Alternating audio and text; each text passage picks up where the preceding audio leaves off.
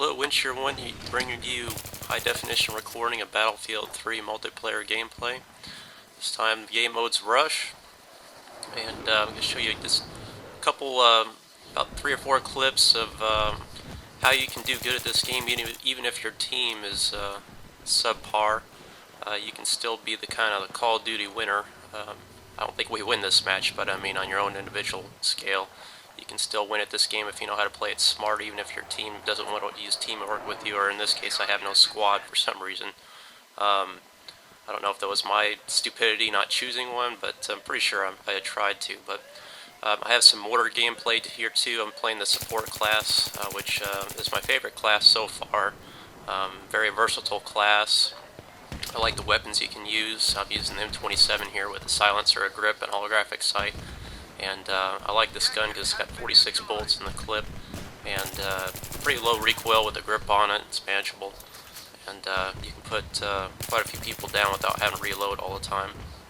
But I'm pushing up on the beach front here, and I'm kind of on the flanking side of the bomb positions, A and B. You know, I'm trying to pick off these guys that are trying to run to defend the point and take out these engineers that are attempting to shoot my teammates' vehicles. I mean, that's kind of how you want to use teamwork in this game. He'll help me out eventually, and I'm trying to help him out with reducing the RPG threat. Again, on the flank on this map, that's a great position to be on any map. If anytime you know where the team's kind of spawning or where they're rushing to, that's where you want to push to. Here I'm just picking off guys, getting the combat efficiency pin, and really just trying to stay kind of low-key. That's why I got a silencer on this gun.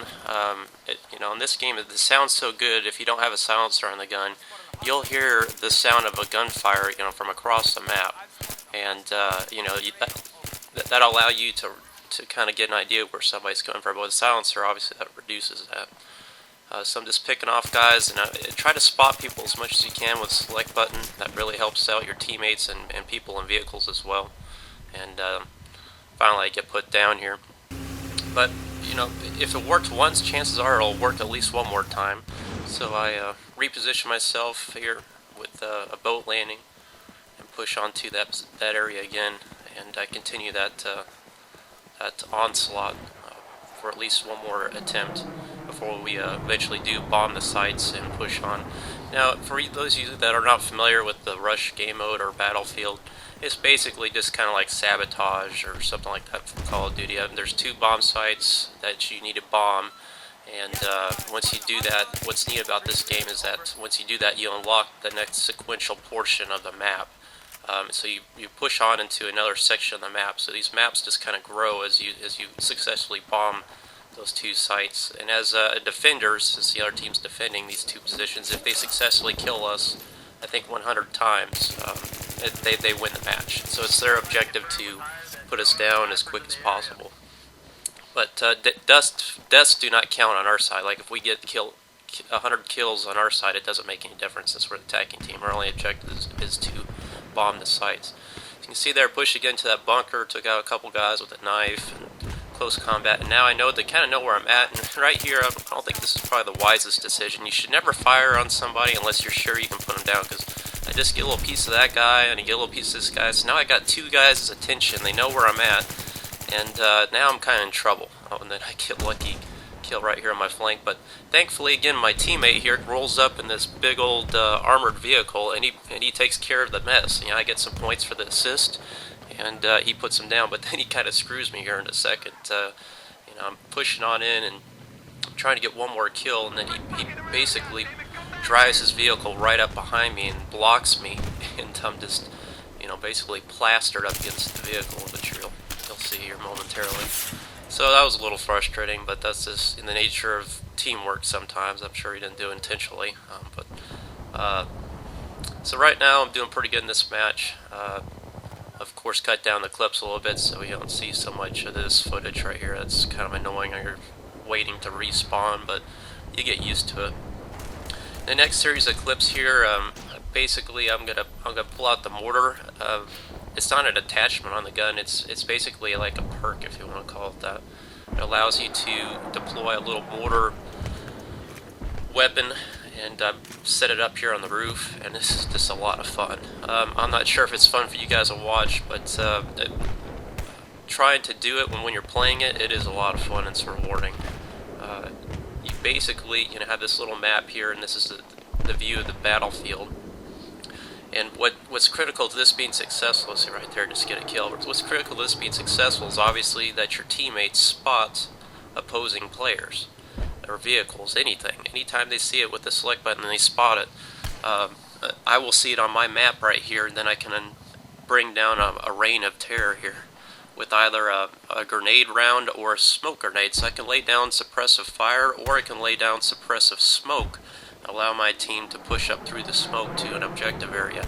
So if you got a team that's just holding down a fort area, or they're camping behind a rock, or this is a great anti-sniper tool, you can put down suppressive fire and disperse the opposing team. Look at that right there, that building just blew up in front of me from whatever I've just dropped it on.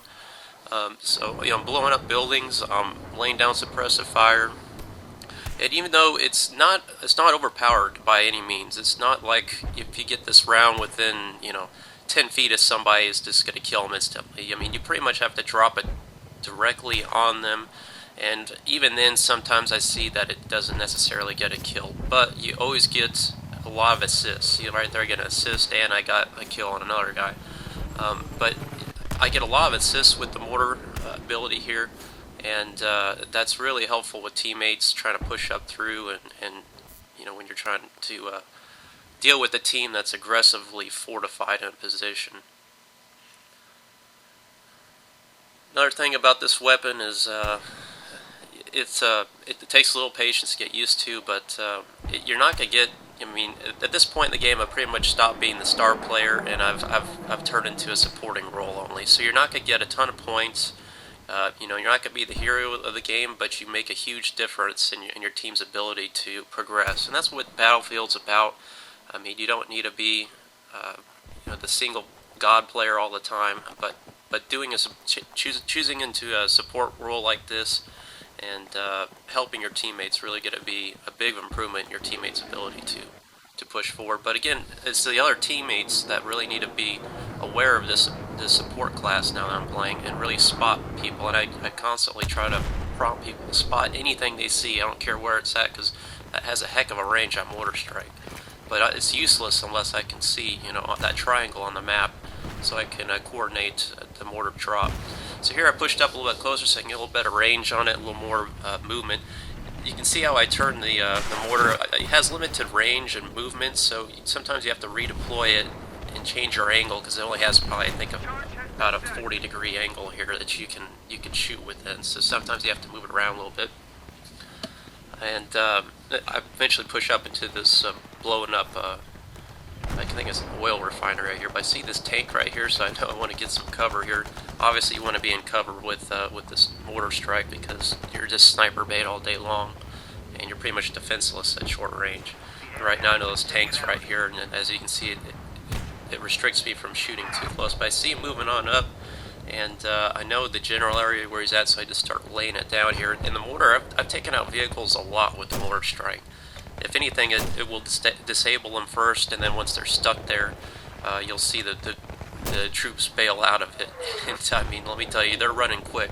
Because about this mortar strike, man, I wish I really could see the devastation I'm raining down on these guys. It would be a lot more rewarding. It's still rewarding to see that you're getting these points, but man, I would really like to see it from their perspective. Like, what the hell? What is coming down on me? Because I know if this was coming down on me, I'd be like, what the fuck's going on here? I'd be pretty upset about it. But as you see, as soon as those guys bail out, man, they're running. They are running quick, and it's like they know something's coming down on them. They're not sure, but unfortunately, I don't think I got those kills, but I did get the vehicle destroyed.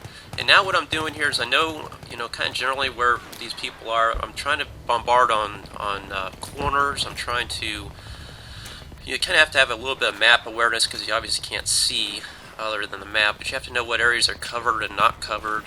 And I think as you get more battlefield awareness on the maps and the buildings, this will be a lot more devastating. Look at this. I see these snipers. I know these are snipers because they're just sitting there, prone probably. and I get one sniper there, and then I get this guy as well. So I mean, great anti-sniper tool here, much easier than trying to aim down a scope and take the guy out. And that's how you use this weapon here. I've got another footage I'll be showing here shortly of the Motar Strike ability and how it can really change the tide of the match in your favor, because the other team will just run for cover. And there's not much you can do to defend against it other than run. So it scatters people good. It's not overpowered. You have to use it smartly. It's not easy, but it's a lot of fun and rewarding when you unlock this in the support class. It takes a little while to unlock it, but it's great once you do. Hope you guys enjoyed the video here, guys, and if you like it, please subscribe.